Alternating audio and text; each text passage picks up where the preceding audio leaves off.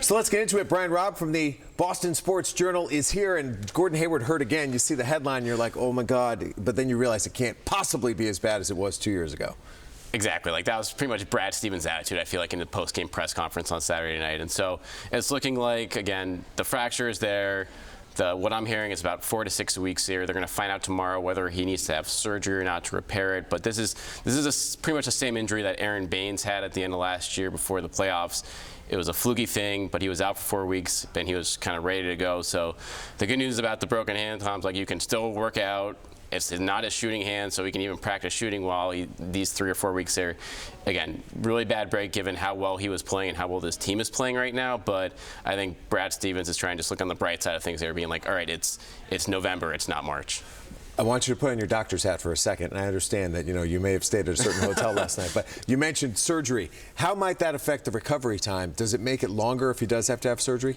So I actually asked around in this case, and I guess surgery might make it faster in this situation, just in terms of speeding up the healing process. Now, obviously, if any kind of surgery, you have to, it's up to Gordon. It's like you weigh the risk reward. There can be complications, infections, all that stuff. But generally, the athlete, if the surgeon recommends it, gets surgery because you're probably going to be back faster here. So it's probably only a matter for a week or two in terms of what the difference might be. But again, a lot of smarter people than me will tell him what to do on that front. I imagine he'll be in good shape. Well, he's played so well, and I think it goes back to the article we all read on, I think it was opening night, right before they played the Sixers, how he had a different attitude, and it's like, okay, let's see it on the court. And we have seen it on the court. Through these first 8 games, he's been a different guy, surrounded by different players. How much of a difference has that made, that he's surrounded by a different group of guys this year? I think it's huge. I think the whole, again, he feels better about himself, but I think the mentality of the team is different.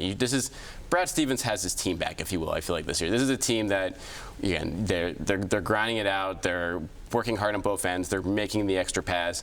And Hayward never played with this kind of talent in Utah. So now, again, he's feeling like himself again. He's playing the way that, like, his old Butler teams used to play, I would say, in terms of the style. And pretty much, I'd say almost everyone, Tom, has kind of played up to their potential, or at least at a good level, whether it's Kemba Walker, Jason Tatum, Jaylen Brown now that he's back. So, again, there's been a few weak spots on the bench, but when those guys are going, we didn't see much of that at all last year, where 3 or 4 guys are scoring 20 points in the game, and they're all looking good doing it. So the fact that this has happened so many times through, 8 games of the season, I think it's a pretty encouraging sign for where Gordon's at and where this team's at. And I look at Kemba Walker and what he's done, I kind of get the feeling that he's just sort of laying low. He's kind of just lurking and waiting and figuring it out, and you almost get the sense that he knows he can explode if and when that's needed, but it hasn't been needed yet. So as we turn the page and we enter this era where we're not going to have Gordon for the next 4, 5, 6 weeks, I have a feeling that we're going to see more offensively from Kemba, because he knows that it's got to come from somewhere, and I think he's got it in his gut to do it. No question. I think he's enjoying the fact he doesn't have to take over games now. Like, this is what the ball is in his hand for pretty much like 36 minutes a game in Charlotte for the last 4 or 5 years here, because that's the only way they could get consistent offense. Now he's happy to defer. Even in his homecoming on Thursday night in Charlotte, he took like 10 or 15 shots in that game. You could barely notice he was on the floor in the first couple quarters because other guys had it going.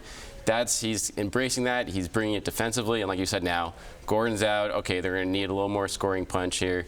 He's clearly capable of doing it, and now he'll have the legs to do it on any night that they need it, I think. So they start 7-1, and everyone's feeling good, but you have to have a more critical eye when you follow the team every single day. When you watch them play, poke some holes in some areas that you think need to improve as the season progresses for this team to stay near the top of the league.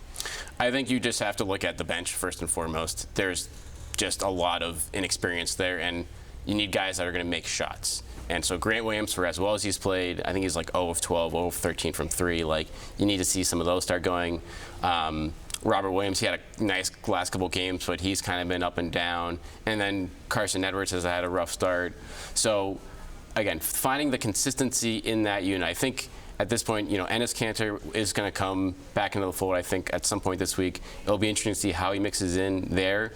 But when you talk about contending for this team in the East, it almost seems like they're one player away from really being strongly in the mix with the Bucks and the Sixers of the world. Danny Ainge obviously has time to find that guy, but in the meantime, they're going to hopefully, one of these guys from within is going to step up and, maybe be that guy.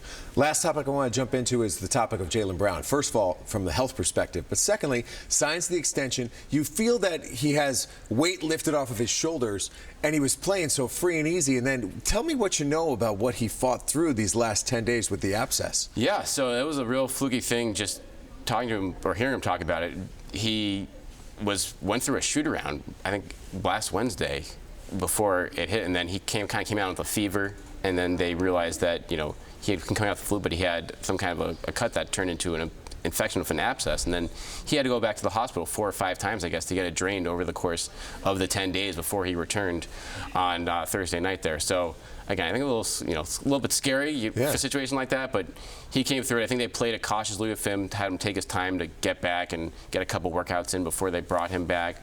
But now, I mean, especially with Gordon Hayward out now and the numbers Jaylen Brown's going to be able to put up, Danny Ainge is probably feeling pretty good about getting that. It didn't seem like much of a discount at the time. It's probably $20 million short of the max, but given how well he's playing right now, it looks like that is he's playing free and clear as well, as you mentioned, and that's going to make them, maybe save this team some money and also make them, feel, I think, confident in terms of where he's at, playing for free mind for the rest of the season. 30 points against the Spurs certainly helps. You're going to need more of that. Brian Robb from the Boston Sports Journal talking some Celtics. We appreciate it very much. Thanks for having me.